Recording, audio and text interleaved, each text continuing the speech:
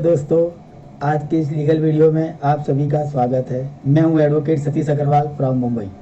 आज के इस वीडियो के माध्यम से हम कोर्ट मैरिज, जिसको लव मैरिज भी कहते हैं, उसके बारे में चर्चा करेंगे। देखिए, सबसे पहले ये बात जानना ज़रूरी है कि आज करीब करीब काफ़ी लोगों को मतलब इस तरह का कन्फ्यूजन है कि कोर्ट मैरिज मतलब कोर्ट में जाकर के लड़के और लड़की की शादी होती है। ऐसा नहीं है। इसका नाम सिर्फ कोर्ट मैरिज दिया है, पर कोर्ट की प्रीमाइसेस में या कोर्ट में किसी भी जज की प्रेजेंस में कोई शादी नहीं होती है। पहली बात, जो ये लव मैरिज या कोर्ट मैरिज बोलते हैं, प्रैक्टिकल ये शादी जो होती है, ये शादियाँ रजिस्ट्रार ऑफ मैरिज आपके जो रीजन के रहते हैं उनकी प्रेजेंस में होती है। ये सारी शादियाँ स्पेशल मैरिज एक्ट के तहत होती है। पूरे हिंदुस्तान में यह नियम लागू है। अब हम आते हैं कि यह शादी कोर्ट मैरिज किस पोजीशन में हो सकती है। तो सबसे पहली बात ये जानना जरूरी है कि कोर्ट मैरिज करने के लिए या इवन अदरवाइज मैरिज करने के लिए लड़के और लड़की मतलब ब्राइड और ग्रूम का बैचलर होना जरूरी है।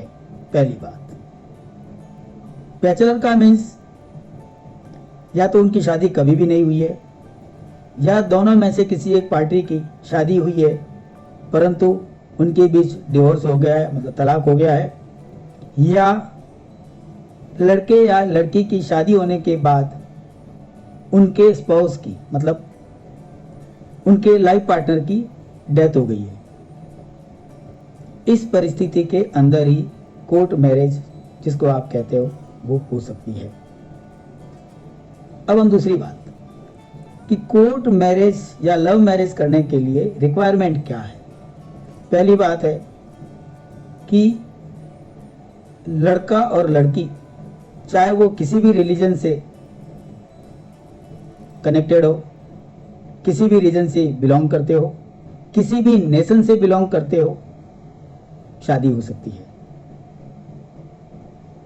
इस तरह की शादी करने के लिए आपको कोई भी कानून या कोई भी आपके फैमिली मेंबर आपको रोक नहीं सकते, क्योंकि आपको हमारे संविधान में राइट टू चूज का प्रोविजन है।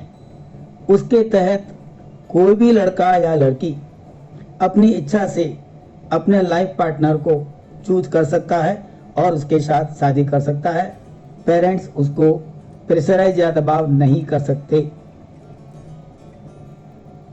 दूसरी बात, शादी करने के लिए लड़की की उम्र कम से कम 18 साल और लड़के की उम्र कम से कम 21 साल होना जरूरी है। तीसरी बात, अब सवाल यह आता है कि यह शादी करने में कितना समय लगता है। इसके दो प्रोसीजर है। एक तो ऐसा है कि ब्राइड और ग्रूम मतलब लड़का या लड़की किसी भी मंदिर में जाकर के अपने ट्रेडिशन के हिसाब से शादी कर सकता है।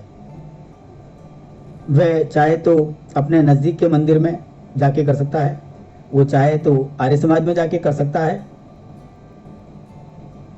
और यहाँ तक कि वो अपने घर के मंदिर के सामने खड़े होकर भी शादी कर सकते हैं। शादी करने के बाद मैरिज रजिस्ट्रेशन सर्टिफिकेट लेना जरूरी होता है। उसके लिए इस तरह की शादी परफॉर्म करने के बाद मंदिर में या आपके घर के मंदिर में आर्य समाज में आपको रजिस्ट्रार ऑफ मैरिज के सामने मैरिज रजिस्टर करने के लिए ऑनलाइन एप्लीकेशन फाइल करनी पड़ती है। ऑनलाइन एप्लीकेशन फाइल करने के लिए आपको आपका दोनों का residence proof, Aadhaar card, date of birth, marriage का फोटोग्राफ और दोनों पार्टी का सेल्फ डिक्लेरेशन कि यह शादी दोनों की सहमति से निष्पादित हुई है। इस तरह के डॉक्यूमेंट्स आप ऑनलाइन अपलोड कर सकते हैं और रजिस्ट्रार ऑफ मैरिज आपको नियत समय के अंदर मैरिज रजिस्ट्रेशन सर्टिफिकेट इशू करेगा।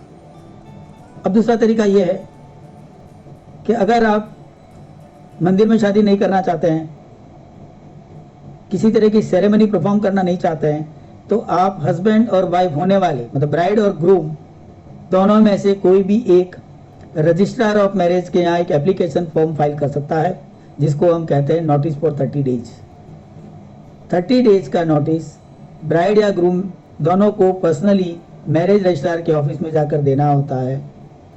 उसके बाद 30 दिन की मर्यादा खत्म होने के बाद अगर कोई तरह का ऑब्जेक्शन कहीं से नहीं आया है, मतलब कि ये एप्लीकेशन फाइल करने के बाद एक ऑब्जेक्शन की लिस्ट मैरिज रजिस्ट्रार के ऑफिस में लगाई जाती है।